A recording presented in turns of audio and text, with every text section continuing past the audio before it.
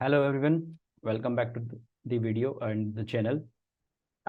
पिछले वीडियो में हम लोगों ने बात करी मनी मैनेजमेंट, रिस्क मैनेजमेंट के बारे में। एक छोटा सा उसका हिस्सा हम लोगों ने कवर किया था।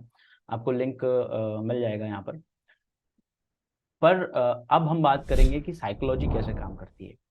साइकोलॉजी, देखिए, इट्स नॉट लीनियर वे कि मैं आपको एक चीज़ बता दूंगा वही आपकी साइकोलॉजी सही करेगी, या आपकी साइकोलॉजी या किसी भी साइकोलॉजी ऐसे चलती है। इस तरह से मार्केट काम नहीं करता, ह्यूमन माइंड काम नहीं करता मार्केट में। बट साइकोलॉजी के छोटे छोटे पॉइंट्स मैं जो बता रहा हूँ, जो मैं समझता हूँ, जो मुझे लगे हैं कि ये चीज़ काम करती है मार्केट में, या मेरे बुरे एक्सपीरियंसेस और अच्छे एक्सपीरियंसेस की वजह से मैं आपसे ये शेयर कर पा रहा हूँ, तो आपको वो समझना चाहिए। कुछ पॉइंट्स हैं जिसे मैं वन बाय वन बताता हूँ।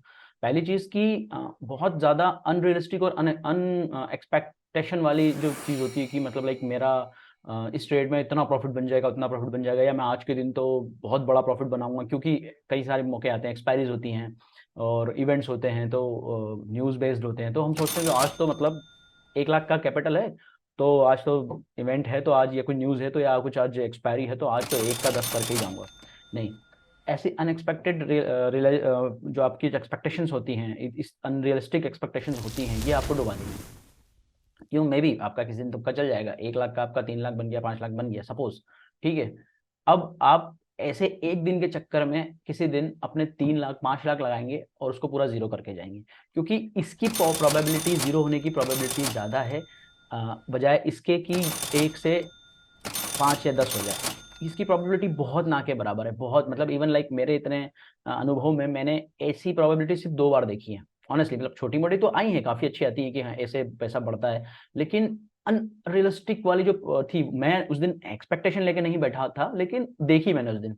मतलब मैंने 8 times 10 times return, 12 time return देखे उस दिन, लेकिन वो कुछ डिसाइडेड नहीं थे। उस दिन का मोमेंट आया, वो होता है कभी कभी, मतलब ये पूरे साल भर में 5-7 दिन, ज्यादा ही बोल रहा हूँ, 2-4-6 दिन ऐसे आते हैं जब ऐसा होता है, लेकिन क्या आपको पता है कि वो कब आएंगे? नहीं। आपका काम इतना है कि आपको एक लीनियर वे में एक कंसिस्टेंसी से काम करना है, और उस कंसिस्टेंसी के बीच में कभी कोई ऐसा दिन आया तो नो डाउट पैसा बन जाएगा आपका।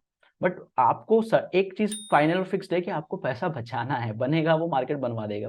मार्केट है भाई, किसी ना किसी तरफ तो, अगर आप एक साइड में है तो दूसरी साइड गलत, जो दूसरी साइड जा रहा है मार्केट, तो जो दूसरी साइड है उसका पैसा बन रहा है, और अगर जो दूसरी साइड वाले का पैसा डूब रहा है तो आपकी साइड वाले का बन रहा है।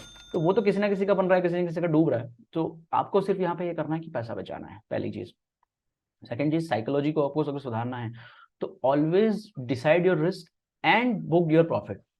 अब ये चीज मैं कैसे कह रहा हूँ कि मैं ये नहीं कह रहा हूँ कि आप अपना प्रॉफिट को, आपके जो टारगेट्स को उनको डिसाइड करो कि मुझे तो आज 100 रुपए की चीज 300 रुपए करना है, ऐसे नहीं। टारगेट डिसाइड कैसे करना है कि आपने कहीं एंट्री करा, उसके बाद में आपका जो एनालिसिस था, या आपका जो आपको लग रहा है कि मार्केट इस तरफ बढ़ रहा है, और तो मार्केट बढ़ रहा है और आपकी एंट्री के बाद में एक सर्टेन अमाउंट ऑफ मार्केट बढ़ गया और आपको वहां प्रॉफिट हो रहा है, तो आप ये देखिए कि आपने यहाँ पे कितने का रिस्क डिसाइड किया था। सपोज मैंने जो पिछले वीडियो में बताया कि हम 3% का रिस्क ले रहे हैं, 3,000 रुपए 1 लाख पे, तो 3% का रिस्क अगर हम ले रहे हैं और मेरी एंट्री के बाद में मेरा जो प्रॉफिट है वो लगभग 3,000 टच कर गया है, तो या तो मैं यहाँ ये सोचूंगा कि मुझे यहाँ से निकलना है। लेकिन अगर मार्केट उसी डायरेक्शन में बढ़ रहा है, 3 से और ऊपर जाता है मेरा प्रॉफिट, तो मैं ये डिसाइड कर चुका हूं कि अगर मार्केट ऊपर से पलटा तो मैं एटलीस्ट 1:1, मतलब 3,000 के लगभग का, 2,700 2800 3,000 रुपए का प्रॉफिट लेके निकलूंगा ही निकलूंगा।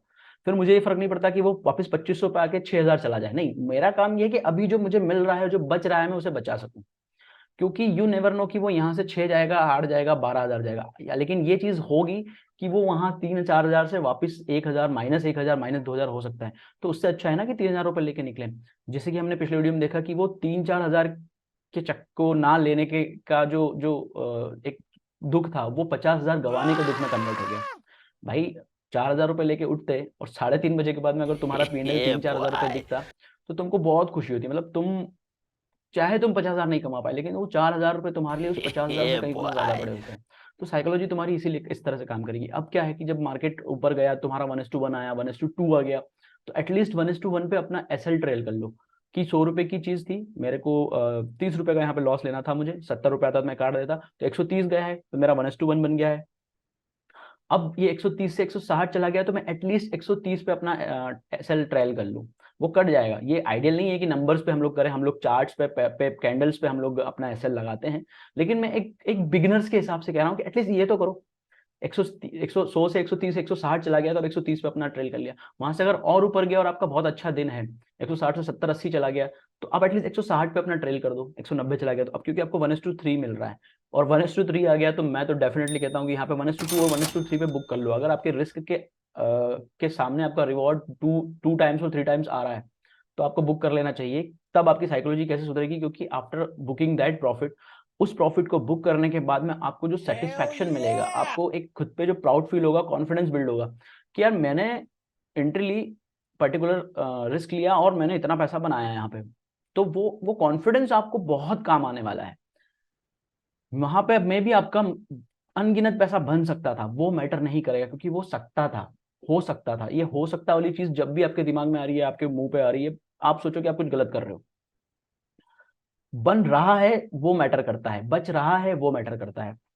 तो जब आप उस ट्रेड से निकल जाओगे, और मैं भी, आपने मान लो 1:2 बुक कर लिया, 3,000 के रिस्क के अगेंस्ट में आपने 6,000 रुपये बुक कर लिए, और वहां से प्रॉफिट और बड़ा हुआ, मतलब और ऊपर गया मार्केट, तो वहां पे और इंक्रीमेंट आए आपके स्ट्राइक प्राइस में, आपके कॉल या पुट में जो आपने वहां पे निकल गए थे उसमें और पैसा बढ़ना शुरू हो रहा है। आप कहेंगे नहीं यार नहीं निकलना था, लेकिन ये इस साइकोलॉजी को खराब करने में क्या होगा कि किसी दिन ऐसा होगा कि आप उस वजह से नहीं निकले वहां पे, और मार्केट वहां से क्रैश करा, रिवर्स कर गया, तो जो प्रॉफिट आ रहा था वो तो जाएगा ही जाएगा, साथ में कोई बड़ा लॉस ले लेंगे आप। और मे भी आपने वहां पर रिस्क मैनेजमेंट किया है, बड़ा लॉस नहीं लिया है, तो आपके जो 4,000 5,000 6,000 आ रहे थे, वो भी कम होके और 1,000 2,000 के लॉस में कन्वर्ट हो गए, विच इज ठीक है कि आपका लॉस बड़ा नहीं हुआ, लेकिन अब आपको ये रिग्रेट होगा, आपका कॉन्फिडेंस टूटेगा कि यार 6,000 आ रहे थे और यहाँ 2,000 का लॉस लेके बैठा हूं, मैंने ये क्या कर दिया। तो रिस्क मैनेजमेंट करने के बाद भी आपकी साइकोलॉजी डिस्टर्ब हो गई। तो इन चीजों को आपको साइमल्टेनियसली काम करना होगा। रिस्क मैनेजमेंट तो करना ही है ताकि वो आपको बड़े लॉसेस से ना बचाए, लेकिन साइकोलॉजी को इस तरह से आपको बिल्ड करना है, उस पर इस तरह से काम करना है ताकि आप कंसिस्टेंसी से प्रॉफिट भी ले पाए। रिस्क मैनेजमेंट का मतलब सिर्फ यही नहीं है कि मैं पैसा पूरा नहीं गवाऊंगा, कुछ ही गवाऊंगा। आप यहाँ पैसा बनाने आए हैं अल्टीमेटली, तो आपको पैसा बनाना भी है। So there is the thing. और साइकोलॉजिकली अगर आप अब जब आपका कॉन्फिडेंस बिल्ड हो रहा है, थोड़ा थोड़ा पैसा आपका बिल्ड हो रहा है, तो कभी भी ऐसा नहीं करिए जैसे कि सपोज आपका एक हफ्ते में छोटे लॉस बड़े प्रॉफिट्स होने से आपका एक का 1.5 हो गया, 1 लाख का आपने 50,000 रुपये बना लिया।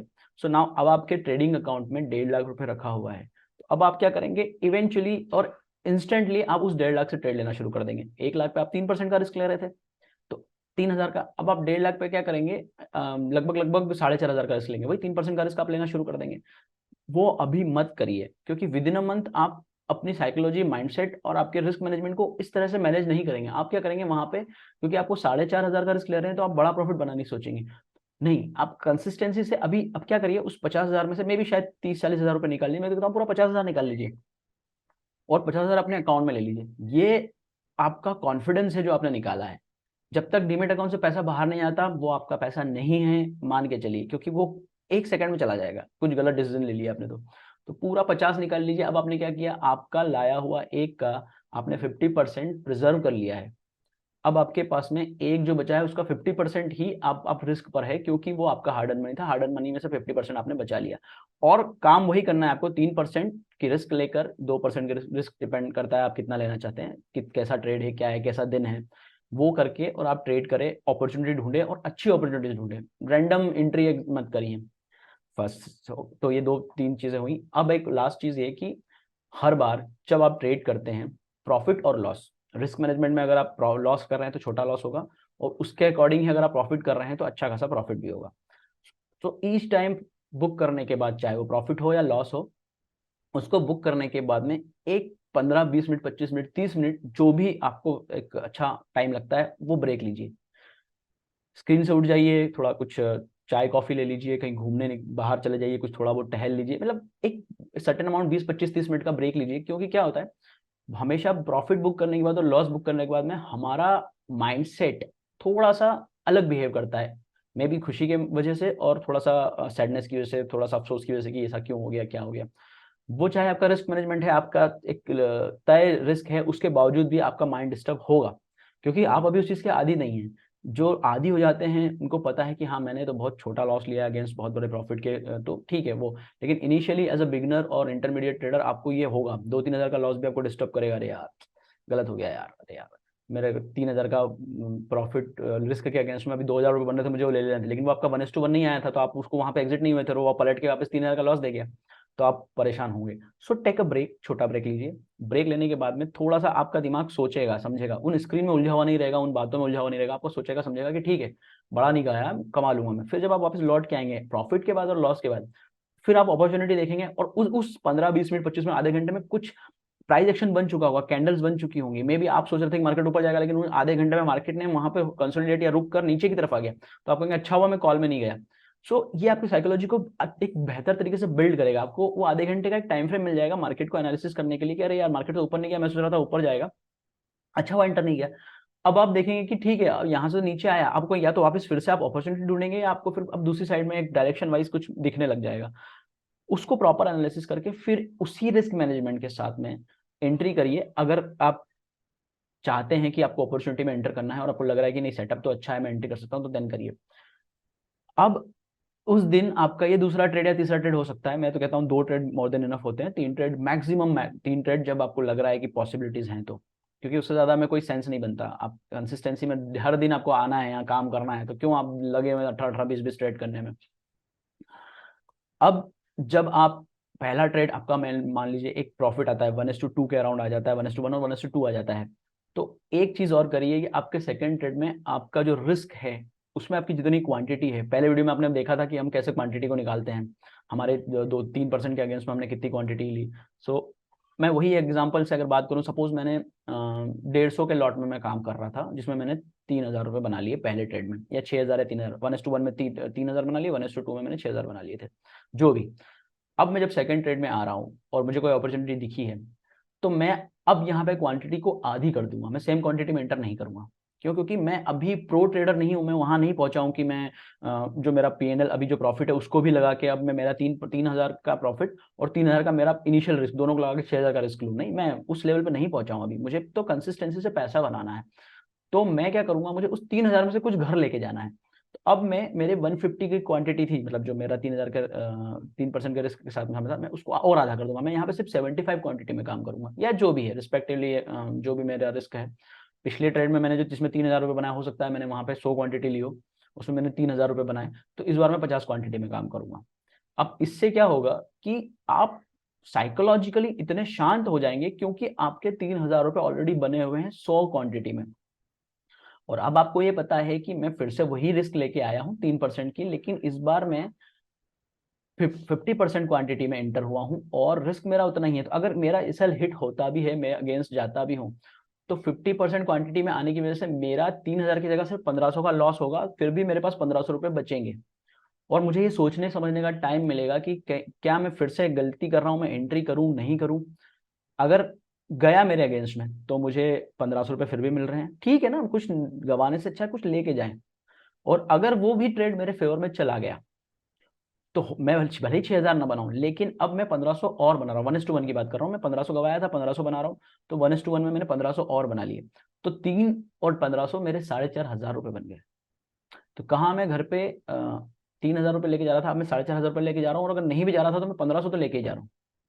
लेकिन अगर मैंने सेम क्वांटिटी में काम किया, साइकोलॉजी बनाने के लिए अपने अपने रूल्स बनाने होते हैं, मैं एक ये पर्टिकुलर रूल बता रहा हूँ कि इस तरह से भी काम कर सकते हैं।